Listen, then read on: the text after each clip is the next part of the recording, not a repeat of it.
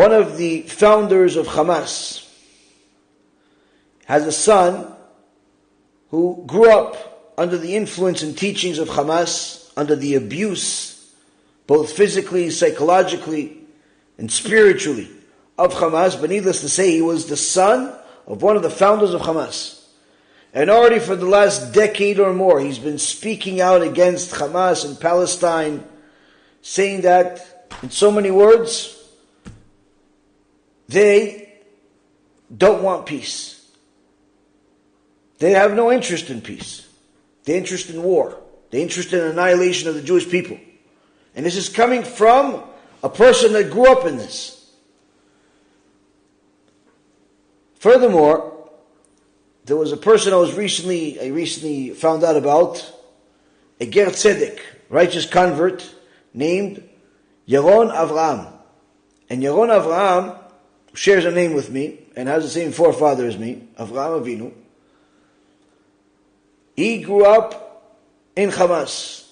He grew up under the Palestinian influence.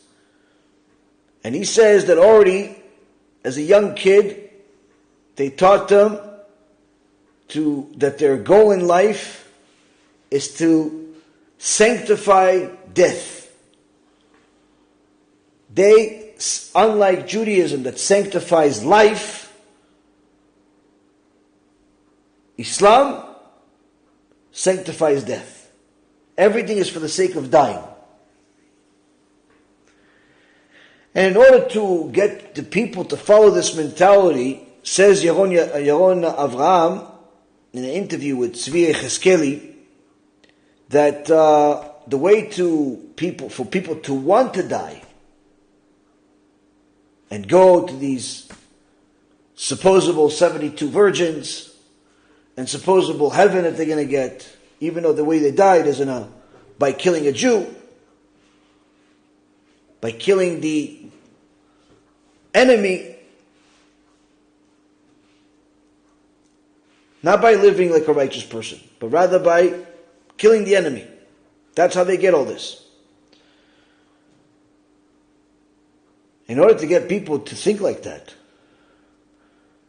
Yaron Avraham says, they already teach you everything that's necessary in order for you to lose your normal human fear of death.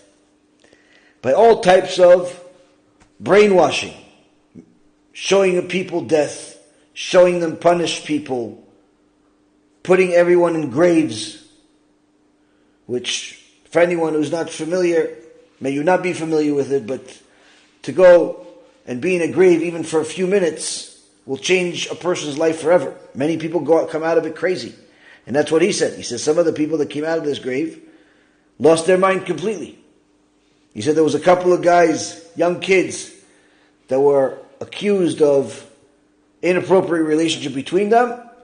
They made all of the other kids watch the evil leaders kill these kids in front of everyone.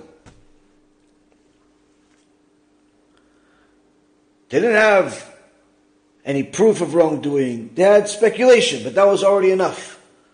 That was already enough for them to kill two young kids.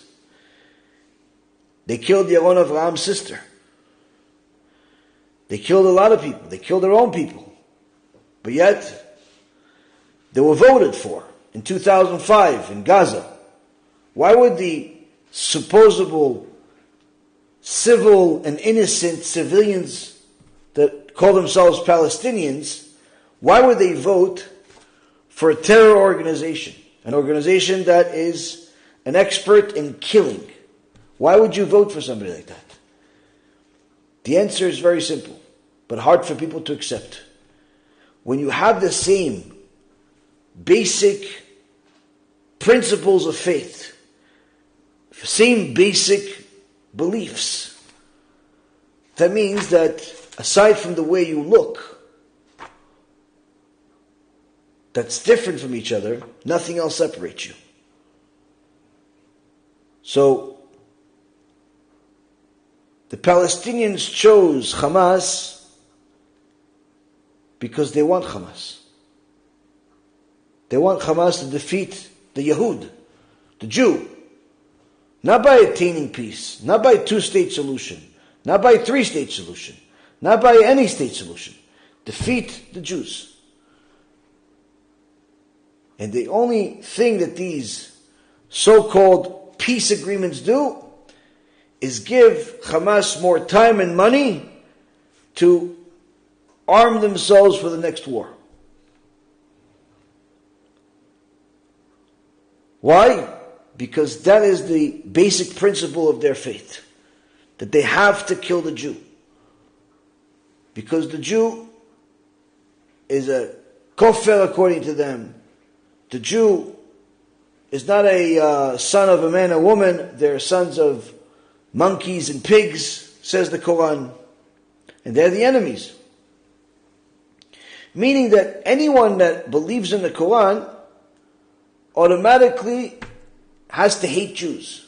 Even though there are some people that I'm even familiar with, that are friends of mine, that I know them, they're Muslims. Why? How could they be friends? Because they're not religious. They don't follow the Quran. They were born into a Muslim family, but they don't follow it. They're secular. And many times, decent, very, very decent people.